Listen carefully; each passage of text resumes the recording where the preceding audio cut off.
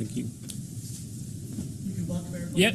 So thank you for joining us. Welcome to Franklin Schools. I know that this has been a tradition at least the last couple of years. I can still consider myself new, only being here a couple of years. So I certainly appreciate the council to come down, and the partnership certainly has evolved over the last couple of years, and we have been able to do some pretty neat things as a community, which in turn serves our students well in our community. So welcome. It's our tradition before we get started to say a blessing, and then my understanding, the city would normally do the pledge, so I will turn it over to you after our blessing.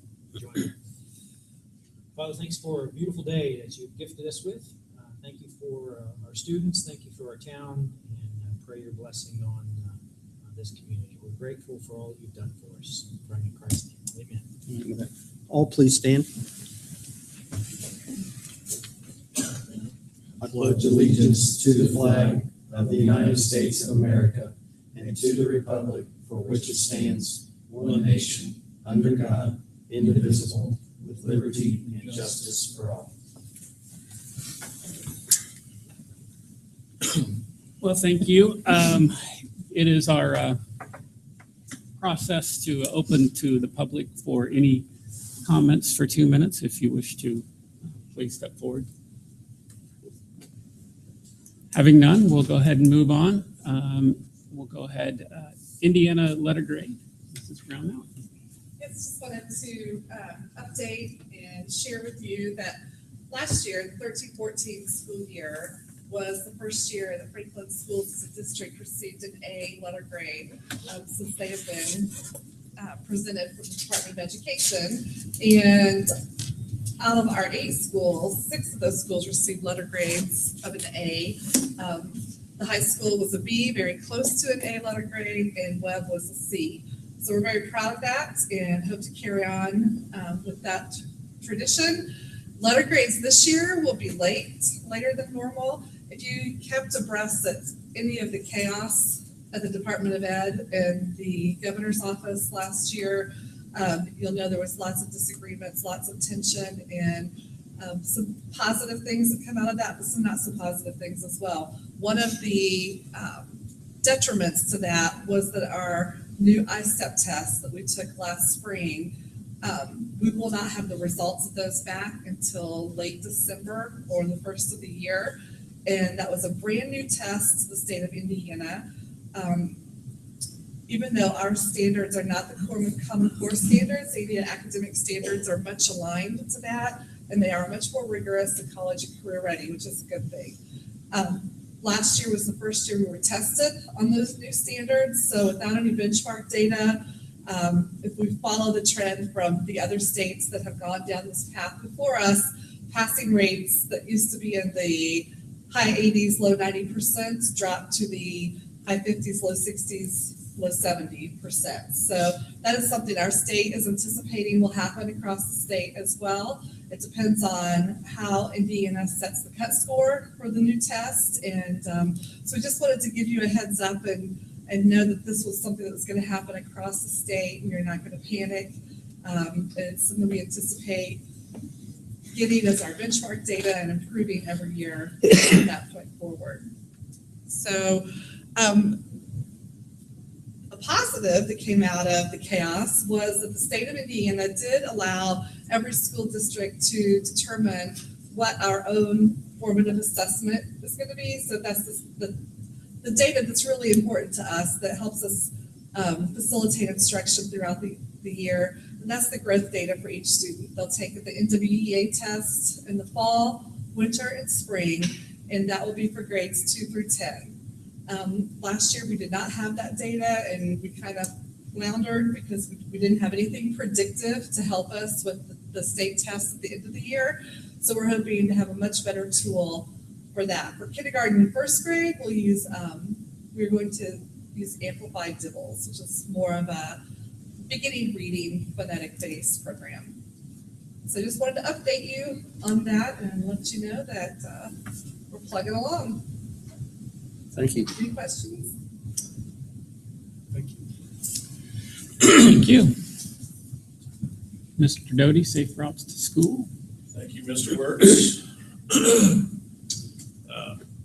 First, I'd just like to publicly thank Mayor McGinnis and his staff, Travis Underhill and Mr. St. John, for a good partnership with the Safe Routes to Schools. HWC Engineering has also been there along the way and will continue to work with us through this process. This is really a collaborative effort, as you know, as you remember, Safe Routes to Schools, the planning grant was over in the spring of last year, and now we're moving on some of the items that were recommended by HWC and through the committee's work. And I believe you'll even see some of the work to be slated in 2018 or 19 that Mayor McGinnis will bring forward in a little bit. But just wanted to share with you some of the things that we've been doing and just a review of what the program is, and then just answer any questions if you have any at that time. If you remember, Safe Routes to Schools, there's 5 E's related to the Safe Routes program, and education and encouragement, that's really where the school comes in, and then enforcement and engineering would be more of the city's domain, and then the evaluation is, again, I think, a partnership between the two. Education and encouragement that you can see, I'm not going to read those two, you can see how they're defined. It'd be better off just to talk to you about the education piece, what we've done so far. Bike safety event, June 2nd, we've, again, really a partnership with the city, the Parks and Rec department. They had already set a date. They were going to have a bike safety event already when I started planning one for the school. And I thought, why would we duplicate efforts? Let's work together. And we did that. And we worked with White River Township Fire Department. They brought over their bike safety town, their rodeo and safety, all of their equipment at no cost. And also at no cost to anyone in the signed up. They also received a helmet that day, a fitted helmet. And so the firefighters from Franklin worked with us. And you can see a young man there getting fitted there in the picture on the right. So that was a great day. I think we had a little over 30 kids sign up. I went through the safety event. You can see that we partnered with Gray Goat Sports. You can see on the left, they came over and did a little check out of everybody's bikes that came and made sure the tires were inflated, brakes worked, chain was tight, those types of things. So we're going to do that again. We're going to do it every spring, and we'll probably do one again this fall. So a couple events a year. That's just a great way to get bike safety out there on the forefront. and we'll probably also tag along with a kind of a walking event through the schools. They do walking field trips throughout the city, and I think if you remember on our recommendation to keep that up. So that's one of the educational pieces. As you move down through encouragement, there's a National Walk to School Day. We're going to sign up for that event, and we'll be able to promote that. That is October 7th, so the sign-ups and registration will be coming up here pretty soon. And then one other way for encouragement is working through the wayfinding signs and maps, and this is really one of the key functions of ours. It was once they get on campus, where do they go? Well, without the wayfinding maps and signage, there's really no way to tell. If I'm a student riding to the middle school and I live coming from the north, where am I supposed to go? What's the safest route? That's the whole point of this, right? So we really need to get those maps and signage posted on our campus, and so we've had HWC Engineering prepare this for us, and this is actually an engineering scope of work that we will be able to send out to a contractor and basically send this out for quotes.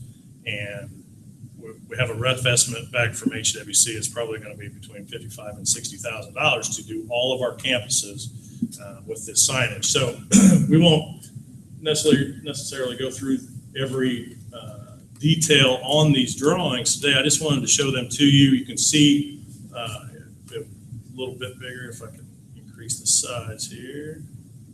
Where do I do that, Matt? Am I able to do that enough? But at any rate, if you can see what the signage will look like. There'll be pavement markings on trails. There'll be posted signs on steel posts driven in the ground, and so that's what they would look like. And you'd be able to see where the students are supposed to ride their bikes or walk to access the school safely. And then those maps will be available as well. Okay, so that's out there. That's in the works. And then coming to enforcement, we've seen and we continue to see the city. You can see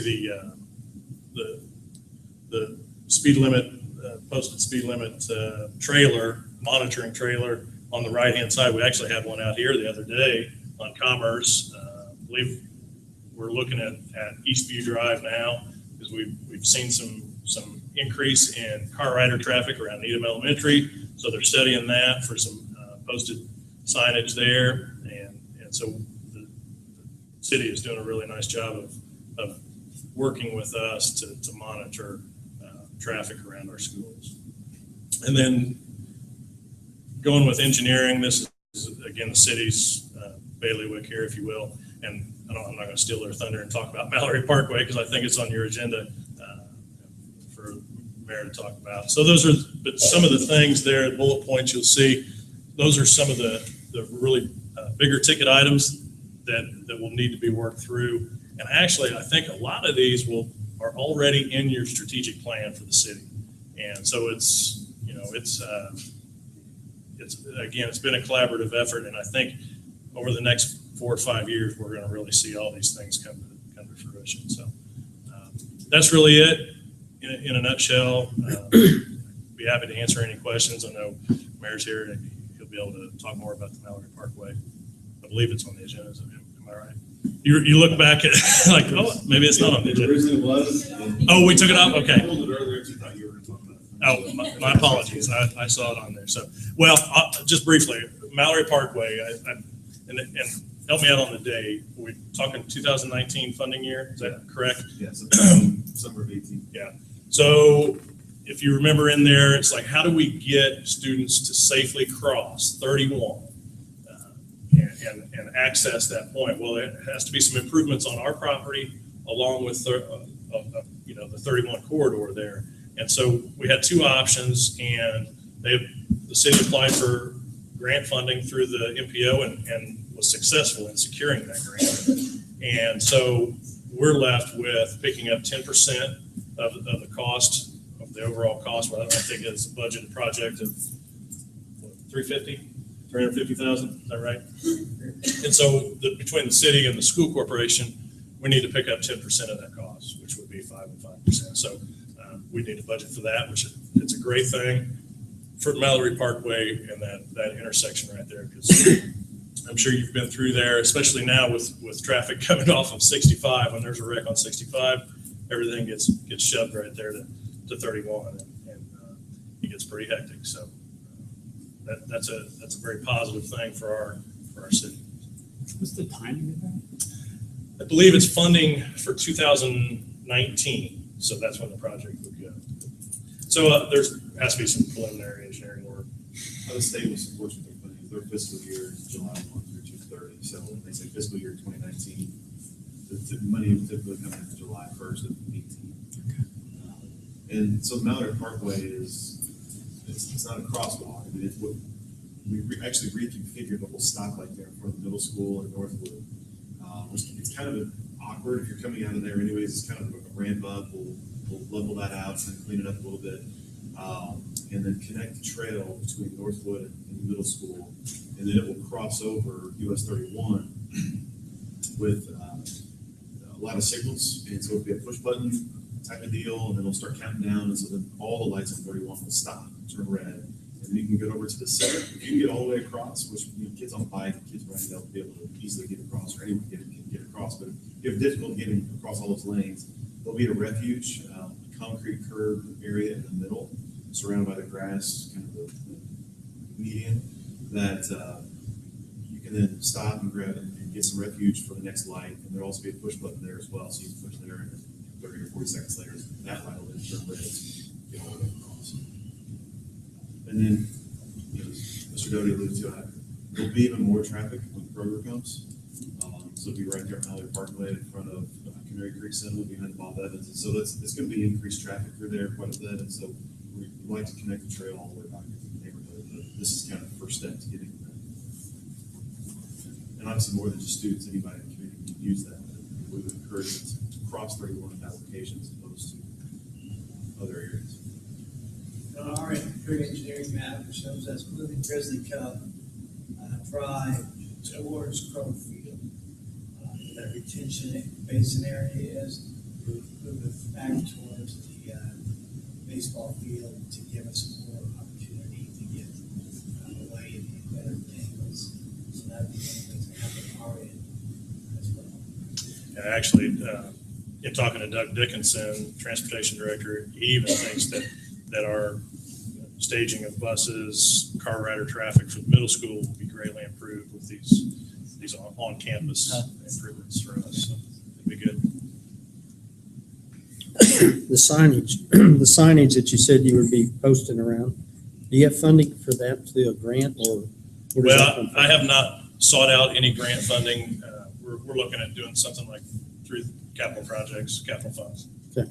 for that. Yep. Well, I know that intersection's long overdue.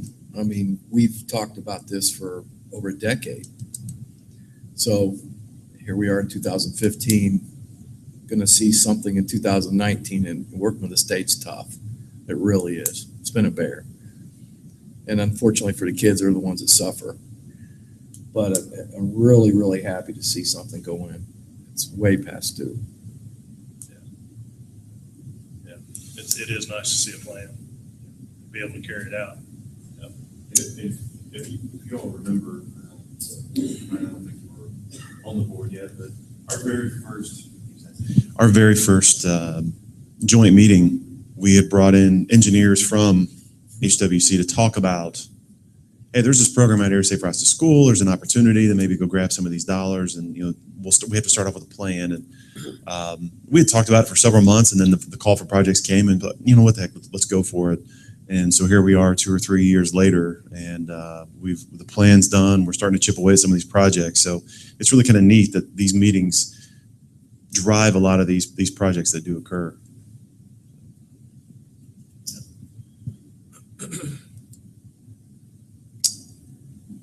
If there's nothing else, we'll move on to safety, secured schools. Yes, secured school safety grant, fiscal year 2016 funding, the application for that 2016 will be open soon. This is the grant where we pay for SROs, school resource officers. We've also, if you remember, we paid for the part of the improvements to the entrances at our schools. The city was kind enough to help us with funding for those city schools, but we had Union Elementary, and at the time, I think Custer Baker was not in city limits, Creekside. So we were able to use some of the grant money to offset those entrances, those enhancements.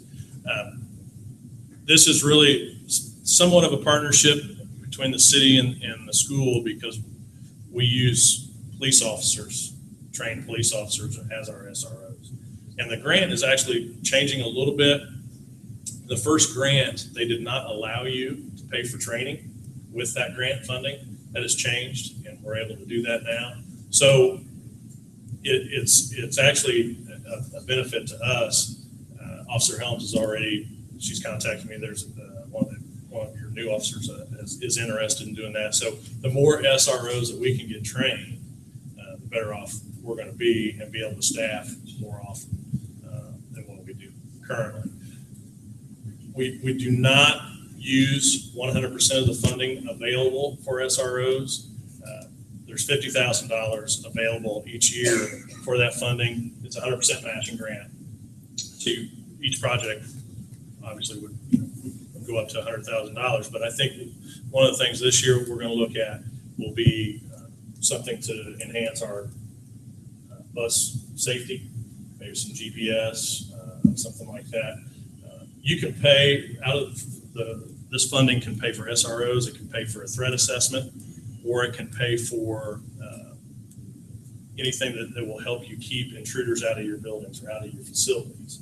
And in my opinion, buses are part of that facility. There are kids until they're home. And so if we can put better cameras on our buses, GPS, know where students are, you can also pay for things that will enhance first responders getting there quicker into an emergency situation. So I think we can make a case for better camera systems, some GPS on our buses so that we know where our students are at all times. So that's what we're going for, along with our current SRO program. So any questions about the grant there? Okay. All right. Thank you very much. Mr. Doty. Dr. Clendenning, something near and dear to your heart, maybe. Yes, back on number 2, we do Safe Routes to School. We've really tried to partner with the city to get students to come to school via other means besides the bus. And so the next item up here is the Franklin Cycling Club. Deputy Chief Tennell and myself and 2 other parents started the Franklin Cycling Club last year. We had 16 high school students participate in both on-road and off-road mountain biking clinics and opportunities. And that is coming up again. We'll start again in September. So it's a great partnership. It's another way to say thank you to the city for the Safe Routes to Schools, because our kids are using them. And I can tell you that cycling itself is definitely picking up in and around the city. If you ever want to ride with somebody fast, you can go with Officer Tennell. He goes at a pretty good speed. And then you can go with me if you want to do medium. And there's probably some other ones that are not quite as fast, but we'd love to have everybody out. But it's nice to see the students out in mountain biking and in road biking opportunities. We have 2 videos where Jim Jensen from an insurance company up in Indianapolis, who sponsors the Grey Goat Cycling Club, he has led and facilitated both of those. And then Brian Godey also is a sponsor. One of the features coming up this year, the students will be able to purchase a bike through Specialized at a discount rate. Brian just shared with me that they are releasing that to students for first-time opportunities to try to get more kids involved in cycling. And the other exciting news that Specialized just finished a study at Harvard where they took middle school students that were identified with ADHD, and they rode bikes for 30 minutes prior to the start of school. And they had a control group and an experimental group, and they showed statistically significant differences by the students who rode their bikes before school that were ADHD and be able to engage in the school setting. So those are going to be some things that we're also looking at and trying to maybe do some innovative things with our foundation or different opportunities for us. But just wanted to say thank you, because it is a very important part of our community, and it's really stepping up to help us. So I thought everyone would like to know about that. Chris, do you have anything else to add on that? David, weren't you talking about at some point in time putting a mountain bike course here too? Yes, we've talked with Mr. Doty.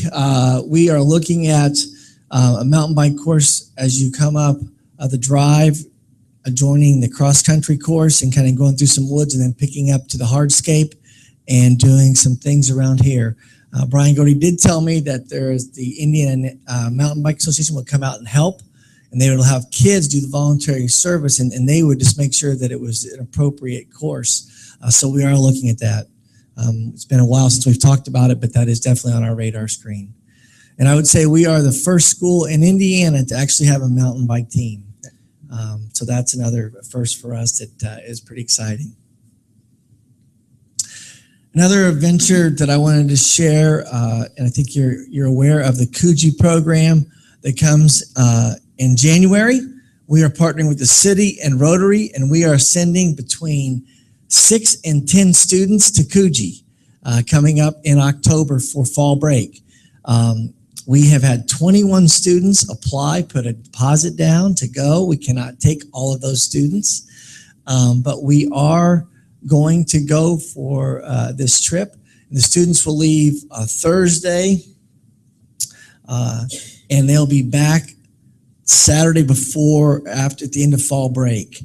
And during that time, they'll spend 24 hours in Tokyo, visiting a city. And then after that time, they'll get on the bullet train, travel to Coogee, spend 5 days with students in the very reciprocal program that we do. They're going to be in host families. They are going to go to school, both middle school and high school setting, and see the city, experience a couple ceremonial events, and then return home from bullet plane, get on the flight Tokyo, and fly back. So it's a very important step in our sister city partnership. And I'm not going to go through all the history, but I do want to let this is posted on our website, and we're excited about the opportunities that are coming about. And I will tell you, this is a selfish plug, I guess. In order to get 10 kids there, we do need a little bit more money. We're trying to keep the cost down to $1,500 for each student, and I will tell you that is a very good price, considering when we go to Washington, D.C., where our kids for 8th grade, they spend about $1,200 for 3 days. So we're going to go for $1,500 for about 10 days. So if anybody wants to help with that, contact myself or Natalie Morgan or Greg Moore or Angie in the mayor's office, and we can gather all that up. But we will be announcing those students coming up next Monday. There'll be an interview process where we narrow the focus down to some of our students. We will take students as young as 8th grade all the way through seniors. So we'll have an eclectic group of ages. We are not taking all of one age group. We are going to take a few of the older students, but we do want a few of the 8th grade students to participate in the culture. Also, I think it really strikes to our guiding principle, individual student growth, where everyone's getting an opportunity to reach their full potential through a wide variety of experiences. So we want those 8th graders to go to Japan and then consider taking that as their foreign language or another foreign language, and continue to open their eyes to our neighbors. Questions or comments about Coogee? How do you pick the kids that get to go? We have, there's a small committee of 4. Dan Cataldi, who is associated with the college, Kat Sarles, Gwen Craig, 2 of our teachers that have agreed to chaperone if needed, and myself. We will have a rubric where we're going to look at their academic standing. They have to be good students. They have to be good citizens, probably great on both of those ends, great students and great citizens. Obviously, if they're in Rotary, if they're parents in Rotary, since it is a Rotary scholarship that received a portion of money, that will help them. And then we're also going to interview the students and ask them, why do they want to go to Coogee? They had to fill out, I think it's a 3-page application. The last page are 4 questions where they had to answer. So that's who we're looking to go to Coogee. Questions or comments about that? In the last portion for our side of the agenda, just want to let everyone know about some revenue streams for our district. One is obviously enrollment. We are up about 24 students as of the end of school today. And that's actually probably where we're going to end up as we travel through the next couple of weeks. We do have most of our students out that have moved on, and we do not anticipate any move-ins. Usually September, around Labor Day, we'll get a few more, but we're going to be up students, which is a good thing. The other good news from the school side is we just received our assessed value rate increase, and we're going to be up over 2% in AV for this coming year. And over the last 3 years, that's over about 9%. So significant gains, which ultimately helps in circuit breaker, helps in providing opportunities for us that we can continue to move forward. So those are very positive things that are happening with our partnership with the city and others to help drive the AV up in our area. So it's very good news for us. Jeff, anything else on that? All right. Any other questions regarding the school side? One thing, back to Deb's, I wanted to just highlight on the assessment information and the letter grades. The state will meet in their roundtable board coming up in September to decide how the letter grades are going to be dispensed for this coming year. So they do not know that yet. So if you have any comments or questions, for us, we would vote on the hold harmless where the students, since it was a new test and new format, that we received a letter grade, which is the highest of either last year or this year. That would probably be the most fair in our eyes, and that's what we would hope for. But that we'll find out coming up in the middle of September what they're going to do, and we'll release that. Obviously, Abby will write about it, I'm sure, but we'll share about that at the upcoming school board meeting. Thank you for being here, and I will send it over to the city.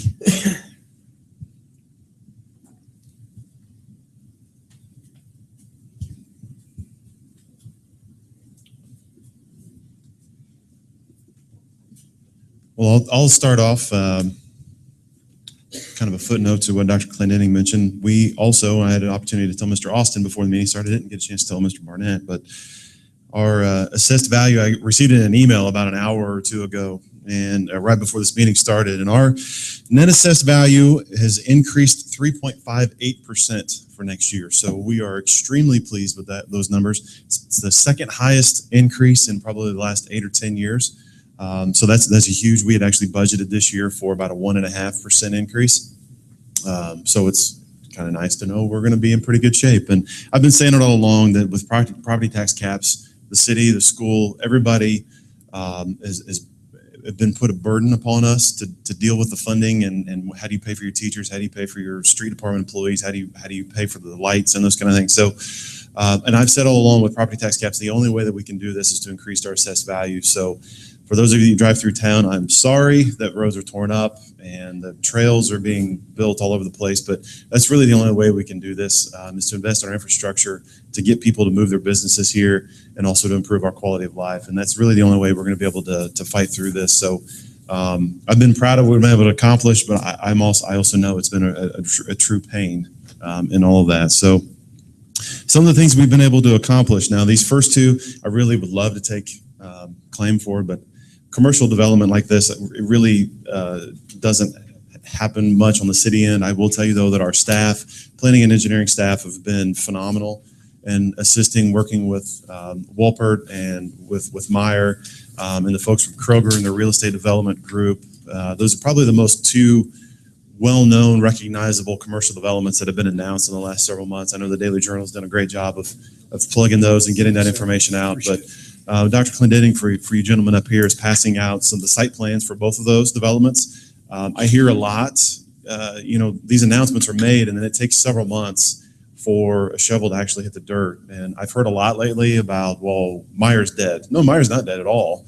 It's just the process that we have to go through. So where we're at with Meyer right now, as you can see the site plans, it's a really nice building, and it's going to talk about assessed value. There's tens of millions of dollars of assessed value right there that we're going to be able to see year after year. So where we're at with them, we're waiting for them to process their final plans and for submittal, and we can get rolling. Same thing with Kroger. If you've noticed, you probably noticed in the last couple of weeks, the Kroger Marketplace actually has signs out now, one on 31, the other one on Mallory Parkway, saying coming soon. I would anticipate, this is not set in stone, but I would anticipate that Kroger will probably break ground, hopefully yet this fall. Meyer won't. Theirs will probably be sometime in the spring. Theirs is a larger development, and there's more real estate development or real estate purchase involved in that. So they're about 23 acres. We had to annex 3 acres of those for Meyer. They were not in the city limits. And so we annexed those over the last couple of months. The city council and the planning commission annexed those and rezoned those over. They were all zoned ag, so we had to rezone those so a commercial retail property could be built there. So we're really excited about those projects. My wife's really excited, so that's great. Some of the other developments that have occurred over the last several months, some of the new businesses that you may not see a whole lot about, but Mr. Vaught, I know you understand. Mr. Wirtz, I think, was there for a few months before job took you somewhere else, but the Redevelopment Commission jumped out on a weak limb there, and it was kind of a risky. I was all for it, but it was a risky decision about a year and a half ago, and decided to build a shell building that received a lot of local publicity and also was on NPR and Inside Indiana Business, and that was kind of the message. That was what we were trying to get to. So the shell building, we actually just cut the ribbon on that. Mr. Doty was there representing the schools a month and a half ago. It was right before school started, shortly before school started. So cut the ribbon, Hetzco moved in.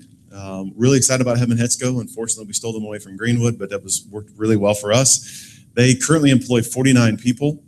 Average starting wage is $27.25 an hour. Doesn't take an Excel spreadsheet or calculator, so that's pretty good wage. And so we're really excited to get those kind of jobs here. I've never been one for, if somebody wants to bring 500 jobs, that's great. But if you want to bring me 50 jobs that are paying $25 an hour, that's awesome. So I'm totally in for those. Those are the folks that can fix up a home, they can pay their rent, they can pay for a mortgage, they can feed their own kids, and we don't have to rely on the free and reduced program. And that helps our schools. So Hetzco was a huge boost to us. I know it's a Johnson County business to begin with, but they will be hiring several folks each year over the next 3 or 4 years. So we're really excited to get them into the shell building. Conversation was at the RDC meeting last week about what about the next shell building? Are we going to do that again? I 100% support it. It worked this time. The building was on the market for about 8 months and it's sold. There are shell buildings and much larger shell buildings in Plainfield that have been on the market for about 5 or 6 years. So I commend our team for picking the right size, 51,000 square feet as opposed to 500,000 square feet. And the marketing that went into it was phenomenal. So Johnson County Development Corporation and IEDC from the state were very helpful. Generated about 12 or 13 different site visits that normally wouldn't have come to Franklin or even Johnson County. And the really cool story about this is that at the 11th hour, there were 2 businesses that were vying for it. And it was really first come, first served. Who was going to be the first one in the door? And Hetzco was the first one in the door. But as a result of that, the other company that was vying for it also chose Franklin. And they're a UK company, Grayson Thermal Systems. And so they've also relocated and moved their North American process here to Franklin. And so they're in temporary housing right now. They signed a 3-year lease, but they are already talking to us about building a 40 to 50,000 square foot building. So really excited to have Grayson here as well. Prigent and Clay also right about that same time, a couple weeks before. Prigent and Clay has been around Franklin for 20 plus years. They also took on an expansion and hiring about 12 or 13 more people.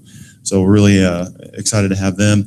We had a huge ribbon cutting earlier in the summer with Mitsubishi. Mitsubishi Engines has moved all of their headquarters for North America to Indiana, to Franklin. They were originally in Illinois. And so they saw the corporate business environment was a little bit better here, and they already had a campus with Mitsubishi Climate Control. So they added on to their existing space. So there's really 2 divisions of Mitsubishi coexisting in one space. And they've also been going through a hiring process. That was kind of a neat deal. Lieutenant Governor was down and had a big celebration. A lot of Japanese folks were in town to help cut that ribbon as well. Construction update. Well, let's move on. Construction update. So real quick on the one that everybody knows about right now, West Jefferson Street. West Jefferson Street is on schedule. Weather has been very favorable recently. Today was a beautiful day. So as long as we don't endure days upon days of rain like we did earlier in the summer, we are still on track to have that project completed by Thanksgiving. So hopefully by the time the kids come back from Thanksgiving break, the road will be open and traffic can flow a little smoother to and from Custer Baker and Creekside. I know I commend our police department. There's been a lot of assistance provided with getting buses in and out. We've also had some issues along Hospital Road. We had to shut down the northbound lane or the north turn lane off of Hospital Road. That was merely for safety issues, school buses included, but really just safety issues. There was a real concern with all that increased traffic going east on Hospital Road, wanting to turn north, that there was more than likely going to be a serious accident, if not a fatality. So the decision was made even before the project actually started that we're just going to shut it down. We know it's a major inconvenience. It'll go back to the normal traffic flow once the project's completed. But for right now, we really just had to get that lane shut down, and just have to go south on 31 and make the U-turn there at South Street. We also have, I believe Angie there's a huge map in the back. No way it'll fit on that screen. It really spells out the entire Jefferson, Forsyth, and King Street project down to the month of when the project will start over the next 4 years, when the project will start and when that project will conclude. Again, they were all based on weather. We particularly when we get to the downtown, we were very cognizant of a lot of the businesses that are down there. We don't want to kill them. And so we broke them off into 2 and 3 block sections at a time. And so you'll still be able to access some of your favorite shops, and our shop owners hopefully won't see a huge decrease in their sales. We are trying to work with them even now. We've been working with them for over a year, and we're still another year out from getting into the downtown core area.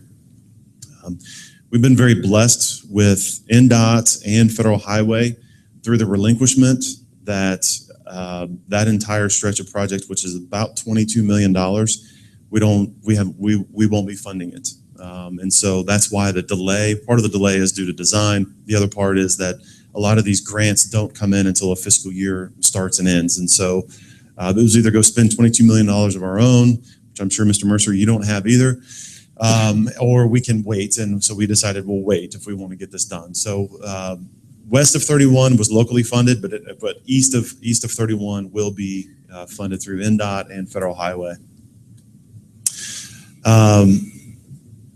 Railroads. Earlier this summer, I embarked upon a dogfight with the railroads, knowing that we were going to lose, but at least I could bring some attention to what was about to happen. For those of you who don't know, Louisville and Indiana Railroad currently owns all of the rail lines through Franklin, actually all the way through Johnson County. Really from Gary, Indiana to Louisville is north and south is really theirs. So they engaged with CSX, is a much larger rail company. CSX was looking to enhance their line, Louisville and Indiana's line, at their expense, and so for access and being able to utilize their line. So over the next 2 or 3 years, CSX is going to be investing $110 million in Louisville and Indiana railroad infrastructure, and allowing them to do that. Louisville, Indiana right now utilizes our rail about 3 to 4 times a day. The train have gotten a lot longer, I know that, but they utilize about 3 to 4 times a day. CSX, their agreement will be, they will be able to add 10 to 14 trains per day on that line, the one that goes through downtown Franklin, over by the college, and all down through the line. So, and right now the trains travel at about 19 miles an hour, 15 to 19 miles an hour. This will increase through the Surface Transportation Board of the federal government, will increase their speed limit to 49 miles per hour, and will allow them to extend their trains from 5,200 feet to 7,500 feet. So 1.5 miles, basically, long train. Now they're going to be flying through town. So out in the country, no problem. Through the downtown, big problem. School buses, big problem. So there's no way for us to stop this. And quite frankly, I don't know that I really want to stop this, because if you stop that, that does slow or inhibit your economic development growth. So we have seen a lot more leads from the state that are in need of rail spurs, because the cost of shipping through rail is much cheaper than semi or boat.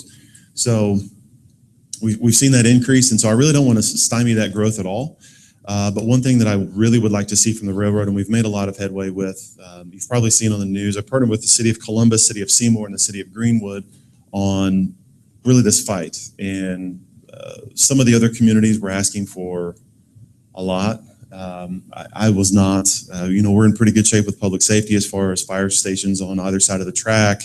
But some of the things that I was concerned with were crossing signs. A lot of those that we have are just stop signs. We don't even have flashing red lights. Earlywood Drive is one of those that scares the heck out of me. There's a lot of semi-traffic up through there. There's a foundry, there's a lot of manufacturing, there's some warehousing. There's a lot of semi-traffic that mixes in with the vehicle traffic and some bus traffic. And there's nothing but stop signs. And during the middle of the summer, it's kind of a blind shot if you're looking to the south, because there's a lot of foliage and vegetation that overgrows the line. So my concern all along has been proper signage, and I don't mean just stop signs. I want the flashing red signals. I would love to have the gates. I did find out the gates are about $150,000 to $200,000 a pop in each direction. So I thought, okay, well, maybe we won't pay for those. And so I approached the railroad. They won't pay for them, and they don't have to. That's all on NDOT, believe it or not. Whether it's a city or a state highway, it's all on NDOT to pay for that. NDOT has funding every year for $2.5 million worth of railroad crossings for 92 counties. So if you break that down, we may be able to get one if we combine all those dollars in about 10 years or something. So proper education for the public was a huge one for me. I want to make sure that if you're trying to dodge a train at 19 miles an hour, it's a little different than when they're coming through at 49 miles per hour. And a lot of people in Franklin and all of Johnson County are accustomed to seeing them coming through, just kind of chugging along. Well, I can beat that. I wouldn't encourage that at all at any speed, but I really don't want people to misjudge this in another year or two when these trains come through and can cause some serious problems. So I'm sure once we get some of those things in place and get some more information from the railroad and Surface Transportation Board, we'll be partnering with the school and getting with Doug and trying to provide some education to the bus drivers as well. So it's an interesting. We've had a lot of success with the railroad, more than I honestly anticipated, but there is still a lot of work that needs to be done. Had nothing to do with it, although we got a lot of thumbs up for it. Had nothing to do with the rail crossings, but we do appreciate what they've done on Commerce and Jefferson and some of those. State Street was kind of a mess because there was a water main underneath there, so it was shut down for about 2 or 3 days last week. But the railroad has provided new crossings at most of our intersections, which has been well received by the community because they would jar your teeth if you weren't ready for it. Update on the TIF bond. So for those of you who don't know, most of you know, I know Mr. Vaught was in on those meetings as well, but the Redevelopment Commission for their first time ever, and I did support this as well, had not before having conversations with Dr. Clendenning and Mr. Mercer, embarked upon a large project, and it'll lead into item number 5 here in a second, but floated a $15 million TIF bond. We had never done one of these, and so they put it on the backs of the TIF districts. And in those $15 million, a majority of those will be earmarked for the east side. So we're talking really Eastview Drive to the interstate, to the interchange. Some of it will be infrastructure and beautification of the road and adding some trail. And then a large majority of that really will be for providing infrastructure improvements so we can get proper development out on the east side. And what I mean by proper is there's been some development over there, but we have a country club with some nice homes. We have a McDonald's and a Burger King. We have some hotels that are less than desirable. And we have a beautiful National Guard armory. We have some land owned by the college. It's just kind of over the last 30 or 40 years, it's just kind of all been thrown together. And I'm not sure that the planning process had really been well thought out. And so that's why we took a step back and engaged with HWC again and created an economic development plan for the I-65 corridor. And so once we completed all that and kind of got a roadmap of how are we going to do this, how are we going to redefine and redevelop who we are, our gateway, and what we're looking for as far as development, that's when we approached then the RDC about a TIF bond. And it was very well received and issued that $15 million TIF bond. We closed on that. It was like the middle of June, week of like June 20th, somewhere around there. We closed on that. And since then, we've spent a couple $1 million of that, mostly for east side. One was a contract for design and to get some development process going. The north side of King Street, behind the McDonald's and the Burger King, is by far our lowest hanging fruit. We have a property owner that owns about 22 acres over there that's just all greenfield, all grass. And she is extremely willing to work with the city. She's been awesome to work with. And so she's extremely motivated and really wants to start getting some development going.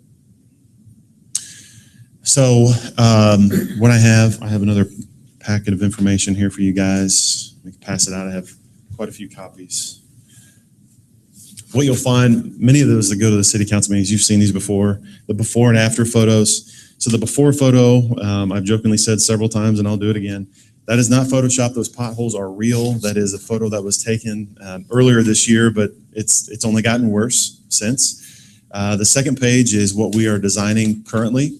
And no, I'm not kidding. That is what I'm going for. That is exactly what we're looking for. And a lot of people say, well, you're really not, you're going to not do that much, right? No, absolutely. That's really what we're going to do. That is why we went after the TIF bond, is so we can get some of these things going. I'll be really honest with you. Our I-65 corridor, when you're coming off the interstate, is embarrassing to me today. But I do know what's coming, and that's what excites the heck out of me. And I'm so excited to get this project going. The relinquishment of Jefferson and King Street has really been my pet project, really what I've wanted to accomplish for the last 4 years, almost 4 years. And so now that we can actually see the light at the end of the tunnel, really excited about seeing that come together. The third page there is the aerial, is the current existing aerial. The fourth page is just kind of a mocked up draft of what it could look like. Just because you see like an IHOP and a KFC out there doesn't mean that's what that's going to be. That's just a placeholder that we are working with some restaurants, we are working with the hotels, and we are working with a company right now that really would, in my opinion, would really set the tone for the east side and would be a huge shot in the arm for what we're trying to accomplish. So really excited about the east side, really excited about the downtown development.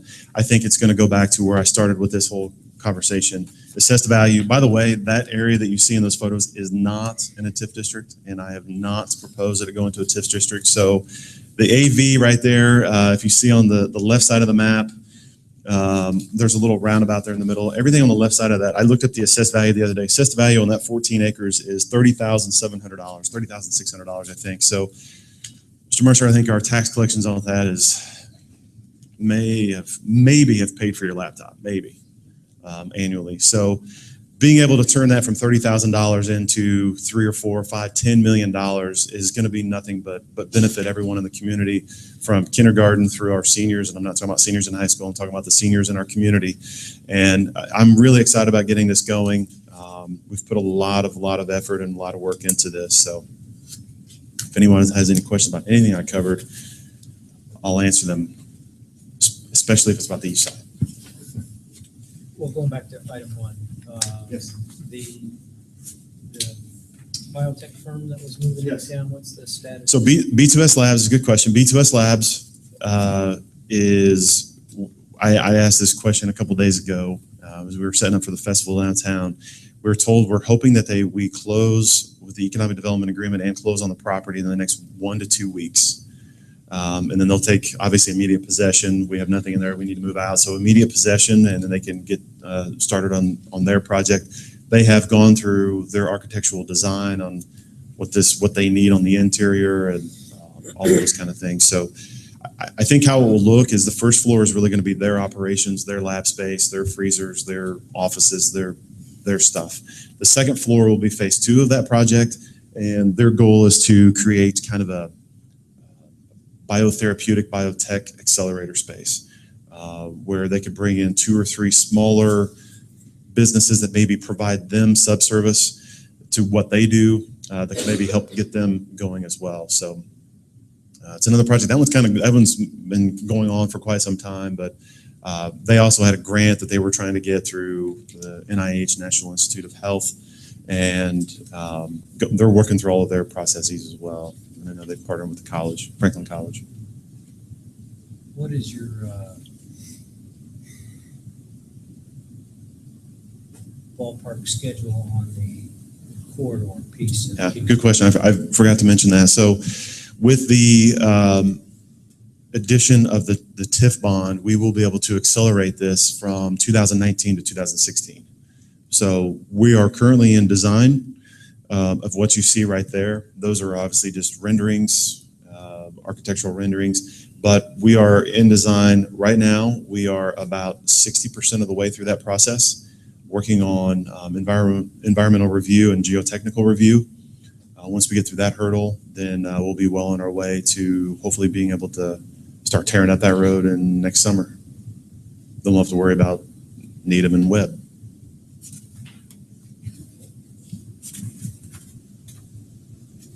So I think 10 months from now would be my hope that we can start going. Now, as far as the economic development, any development that occurs, I'm willing to start tomorrow if they are. On B2S Labs, they're also looking to allow some of our students internship opportunities. We started last spring looking at a grant from Ball Foundation, the college, and BS2. And so they would allow some of our science students to partner with their scientists do some early experiment operations and then bring it back here, maybe also send for college credit and some of those things. So there's some really positive things with BS2. It's just a matter of getting it moving. Yeah, they've actually already expanded some of their partnership with the college has been going on for about 2 years, really, and so they're during the summer when the college really not a whole lot was going on, they were using some of their lab space on campus for their work and their operations. When do you think that will be, that project will be complete and will occupy it? B2S, that's a great question. I know earlier this summer that they were in front of the Redevelopment Commission, I think the Franklin Development Corporation, and the hope was that they would be at least starting to move in some of their equipment in September. That's not realistic now. I think we're a week or two away from the 1st of September, so I don't know. September of 16, is that what you were? I hope it's before then.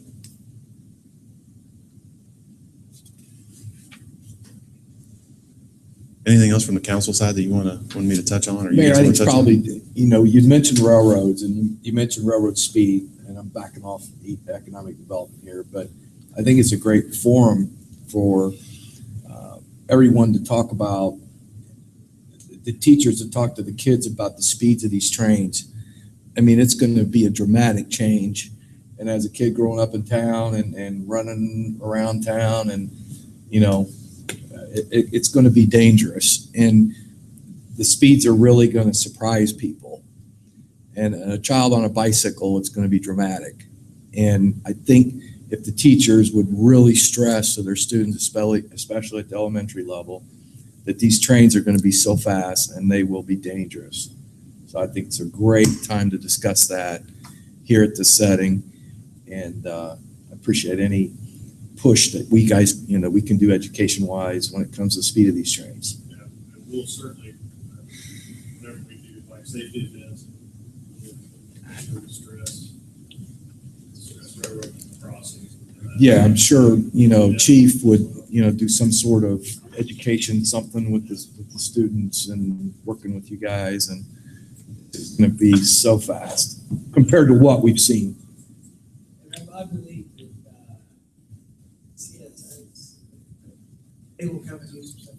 In my previous life at Goshen, they had, I think, let's say they have between 39 and 50 trains. Any of them, he's been through some visits. They have to Goshen every day. And the kids had to be educated. They were very, very good at helping us share information. So I would say we're going to start in a year or two to get them in as soon as we can. Just in front of the kids and see what opportunities and exposure. This is on knowledge, the leader of our curriculum instruction, so we'll make sure that she takes that back and helps with Livets elementary.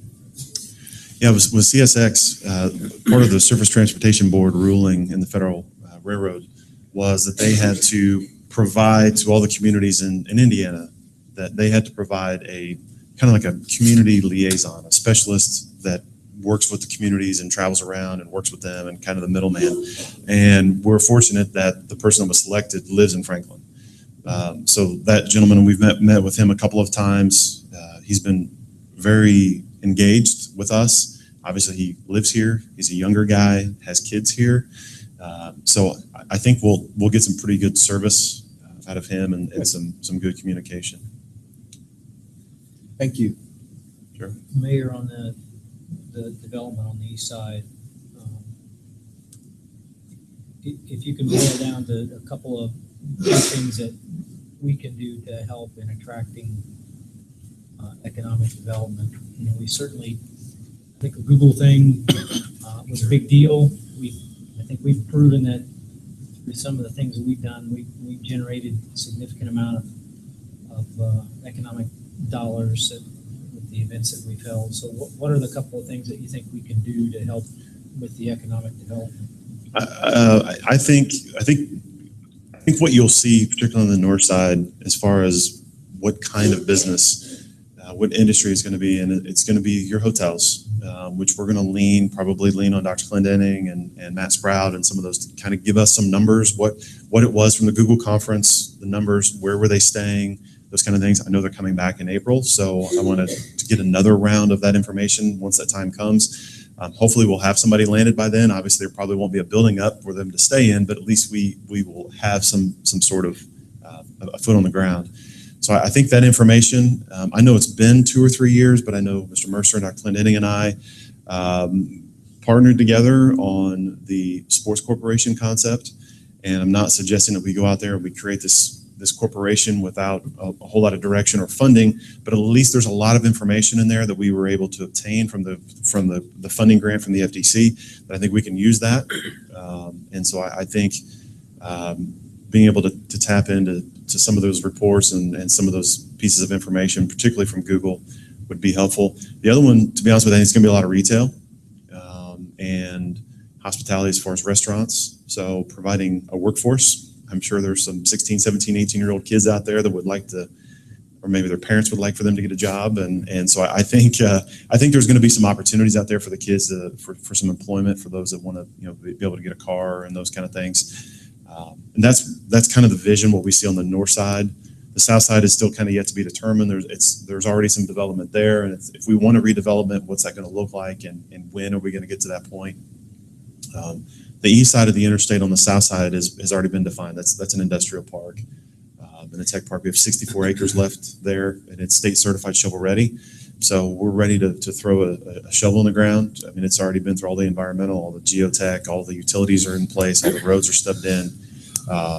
And so industrial and Dr. Clendenning and Mr. Mercer have both helped out with that along the way. Anytime we have site visits, a lot of times, particularly the foreign groups, they want to know more about the quality of life in the school and the education. And so they'll step in. Tina Gross from Ivy Tech helps out. Franklin College usually has a representative, but they want to know where their workforce is coming from and how educated are they. And if they move their families here, what's their education journey going to look like? So they've been very helpful. And so I know we'll have to tap into that again once that comes up.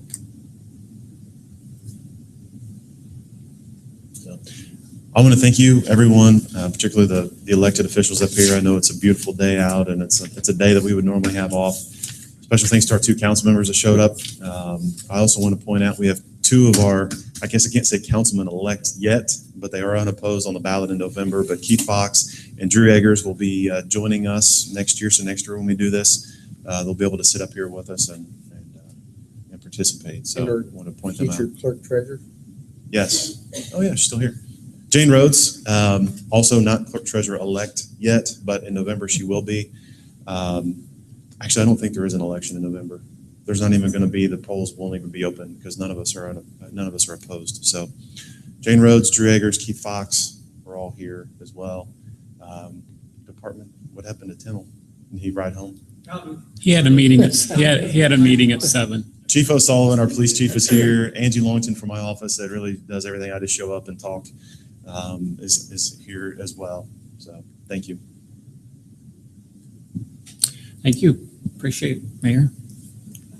Dr. Clendenning, last. Yeah, just one more good news. We conducted the first Alumni Hall of Fame class Thursday night, and we do have the pictures in the main foyer. We had Roger Brannigan, former governor, John McLaughlin from Milwaukee, but he and each of them were selected for one of our guiding principles. And some of them, like John, obviously is a pro basketball player, but he was not inducted for being a pro basketball player. He was inducted for raising over $54 million for cancer research in Milwaukee. Jane Huey, long time, 46 years of teaching and going strong. She was inducted into the Hall of Fame. Rob Davis, who is the CFO of Merck. He lived here growing up, graduated from Franklin High School at the time, and went on to University of Miami, Northwestern law degree, and he is the second in command of Merck, a global company. In addition, we inducted George Crow. We all know George Crow Field, the first Mr. Basketball in Indiana, but we inducted him for persevering through a very ugly time in the history of the United States and all that he did to bring Franklin together through his actions in a very positive manner, and just it was outstanding in that. And listen. And Fuzzy Vanderveer. Yes, and Fuzzy was also a longtime teacher and athletic director, and just the guiding principle, individual student growth, that he guided so many of them to go on to their future endeavors. So it was a great night. We had 112 students, family members, and guests in the building here on Thursday night, and then we had a tailgate on Friday night, and also announced them at the football game. And I want to just publicly thank Natalie. She did a lot of stuff to make that happen. But it was a great night for us. And we do have on our website applications for the 2016 class. If you know of a person that graduated from Franklin Community High School that would be worthy to be on the wall, and our guiding principles are individual student growth, leadership, communication, systemic improvement, and trust. We would love to know about them and their history, because we want to make sure our students know that when you go to school here, you can do anything you want to do. And we have many people that speak to that in their attributes of their profession. So wanted to make sure everybody was just one more shout out to all that was going on with that. So Mr. Wertz. Yeah, I said, well, one little comment. That was an amazing night. That we honored some pretty remarkable people, one of which was Mrs. Huey, who I had the privilege of having. And I said to her at the football game, 46 years, that's a pretty good first half. So I don't know that she saw it that way. But anyway, is there any other comments from either the board or the city? Just one. Again, I've said it before, but just a note of thanks. The city looks great, and I think you guys have done an outstanding job of creating a vision and implementing a vision.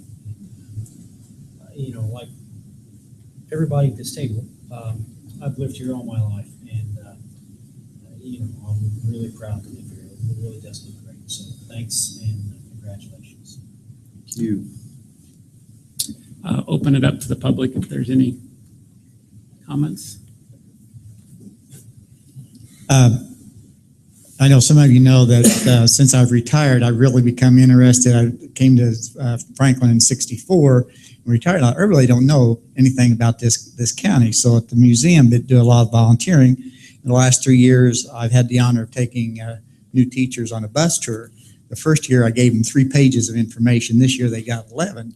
But as you're talking about, drawing people to the county or get them off the interstate, well, where else can you go in the United States and see a grave in the middle of the road that has a connection to Pocahontas? Where else can you go and see the tallest man-made structure in the state of Indiana, the Channel 4 Tower down at Trafalgar? Where else can you cross a railroad that is the oldest continuous railroad in the United States west of the Allegheny Mountains?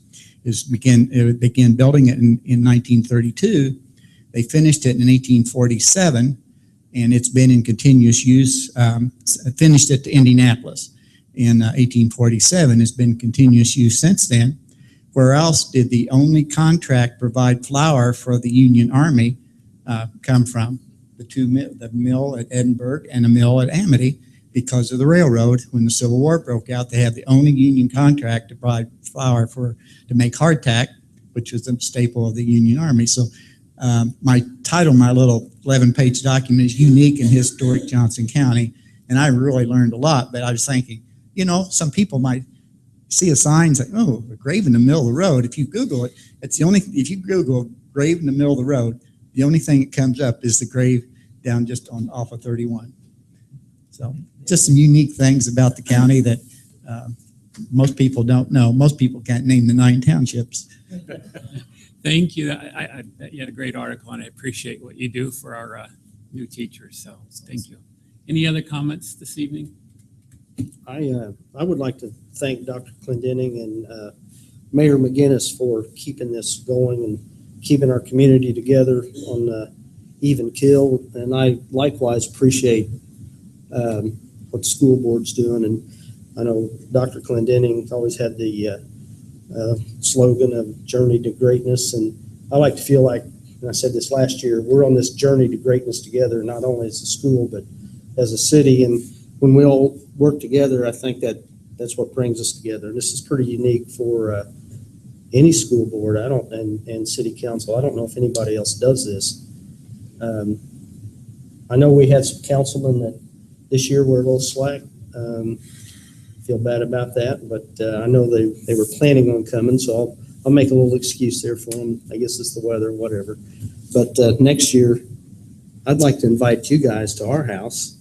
I mean, you bring the cameras to our city council meetings and Board of Works meetings, so I would really like to come to our house next time and keep this going and kind of move it around. So thanks again. Thank you. On behalf of everyone, we'll accept. Yes, exactly. Yes. Well, no other business, Mr. Bach? So moved. Thank you.